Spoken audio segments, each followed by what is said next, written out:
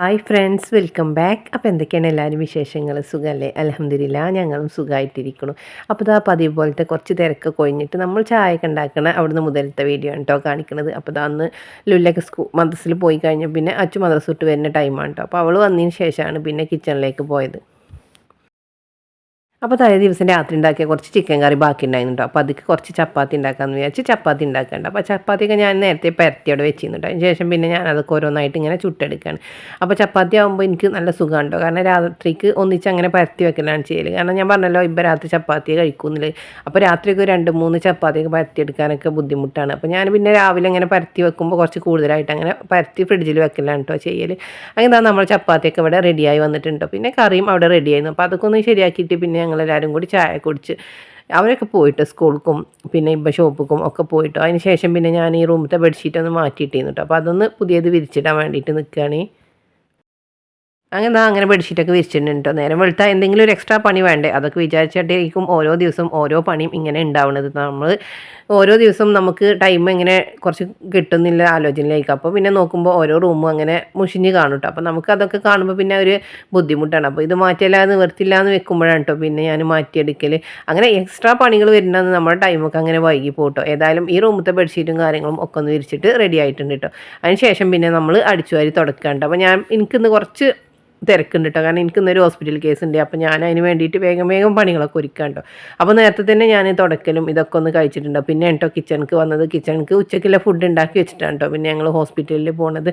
അപ്പോൾ അതാ നമ്മുടെ തുടക്കലൊക്കെ അങ്ങനെ കഴിഞ്ഞ് വന്നിട്ടുണ്ട്. അതിന് ശേഷം പിന്നെ ഞാനിന്നൊരു ഉപ്പേരി ഉണ്ടാക്കുന്നുണ്ട്. അപ്പോൾ നല്ല അടിപൊളി ടേസ്റ്റിലൊരു ഉപ്പേരിയാണ് കേട്ടോ. അപ്പോൾ നിങ്ങൾക്ക് ഈ തോരനൊക്കെ തേങ്ങ അരച്ചിട്ട് അങ്ങനെ ഉണ്ടാക്കുന്ന ഒരു ഉപ്പേരിയാണ്. അപ്പോൾ നിങ്ങൾക്കൊക്കെ എന്തായാലും ഇഷ്ടപ്പെടുന്ന റെസിപ്പി തന്നെയാണ്. അപ്പോൾ എന്തായാലും ഇതൊക്കെ ഒന്ന് ട്രൈ ചെയ്ത് നോക്കണേ. അതിനായിട്ട് ഇതാ ഞാൻ കുറച്ച് മമ്പയർ വെള്ളത്തിൽ കുതിരാൻ വേണ്ടി വെച്ചിരുന്നുണ്ട്. അപ്പോൾ മമ്പയർ നല്ലോണം കുതിർന്ന് വന്നിരുന്നു. അപ്പോൾ നമ്മളത് കുക്കറിലിട്ടിട്ട് വിസിലിട്ടിട്ട് വേവിച്ചെടുക്കാം. പിന്നെ ഇതിലേക്കായിട്ട് അതാ ഞാൻ കുറച്ച് തേങ്ങയും പച്ചമുളകും എടുത്തിട്ടുണ്ട്. അത് നമുക്ക് ചതച്ചെടുക്കണം കേട്ടോ. അതവിടെ നിൽക്കട്ടെ. അതിന് ശേഷം അതാ നമ്മൾ കുറച്ച് പച്ചവാഴക്കയും എടുത്തിരുന്നു. അപ്പോൾ ഫ്രിഡ്ജിൽ വെച്ചിട്ടായിരിക്കും അതിൻ്റെ കളറൊക്കെ ഒന്ന് ഇങ്ങനെ മാറി വന്നിരുന്നു കേട്ടോ. അപ്പോൾ ഞാൻ അതൊക്കെ ഒന്ന് എടുത്തിട്ട് നല്ലോണം കഴുകി വൃത്തിയാക്കിയിട്ടുണ്ട്. അതിൻ്റെ തൊലിയൊക്കെ കളഞ്ഞിട്ട് ഇതുപോലെ ആക്കി എടുത്തിട്ടുണ്ട്. ഇനി നമ്മളിത് കുഞ്ഞേതായിട്ട് അരിഞ്ഞെടുക്കുക. അപ്പോൾ നല്ല ചെറുതായിട്ട് അരിഞ്ഞെടുക്കണ്ട. നമ്മൾ ഉപ്പേരിക്കൊക്കെ അരിയുമ്പോൾ കുറച്ച് വലുതായിട്ടല്ലേ അരിയാം. അതിനേക്കാളും ചെറിയതായിട്ട് ഇങ്ങനെ അരിഞ്ഞെടുക്കണം കേട്ടോ. എന്നിട്ട് നല്ലോണം അരിഞ്ഞെടുത്തതിന് ശേഷം അത് നല്ലോണം കുറച്ച് സമയം അങ്ങനെ വെള്ളത്തിലിട്ട് വെക്കണം. എന്നിട്ട് കഴുകി വൃത്തിയാക്കിയതിന് ശേഷം നമുക്കത് വേവിച്ചെടുക്കാം.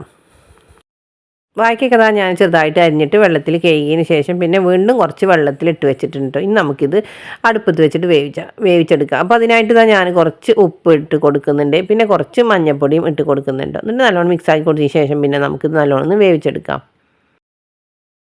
പിന്നെ വാഴയ്ക്ക നമ്മൾ വേവിക്കാനായിട്ട് സ്റ്റൗവിൽ വെച്ച് കൊടുത്തിട്ടുണ്ടോ. അതിന് ശേഷം നമുക്ക് ഈ തേങ്ങയും പച്ചമുളകും ഒന്നൊന്നും ചതച്ചെടുക്കട്ടോ. പിന്നെ നമ്മൾ കുറച്ച് കഴിഞ്ഞപ്പോൾ നമ്മുടെ വാഴയ്ക്കൊക്കെ ഒന്ന് വെന്ത് വന്നിട്ടുണ്ടോ. ഈ സമയത്ത് നമ്മൾ നല്ലോണം മിക്സാക്കി കൊടുത്തതിന് ശേഷം പിന്നെ നമ്മൾ വേവിച്ച് വെച്ച മമ്പയറുണ്ടല്ലോ അത് ഇതിലേക്ക് ഇട്ട് കൊടുത്തിട്ട് വീണ്ടും ഒന്ന് മിക്സാക്കി കൊടുക്കുക. എന്നിട്ട് അതിലെ വെള്ളം വറ്റുന്നത് വരെ നമ്മൾ നല്ലോണം ഒന്ന് വറ്റിച്ചെടുക്കുകയാണ്. ഇതിൽ വെള്ളമൊക്കെ വറ്റിയതിന് ശേഷം പിന്നെ നമ്മൾ ചതച്ച് വെച്ച പച്ചമുളകും തേങ്ങയും ഇതിലേക്ക് ഇട്ട് കൊടുത്തിട്ട് നല്ലോണം മിക്സാക്കി കൊടുക്കുക കേട്ടോ. പിന്നെ നമ്മൾ കുറഞ്ഞ തീയിലിട്ടിട്ട് കുറച്ച് സമയം അങ്ങനെ വേവിച്ചെടുക്കുന്നുമുണ്ട്.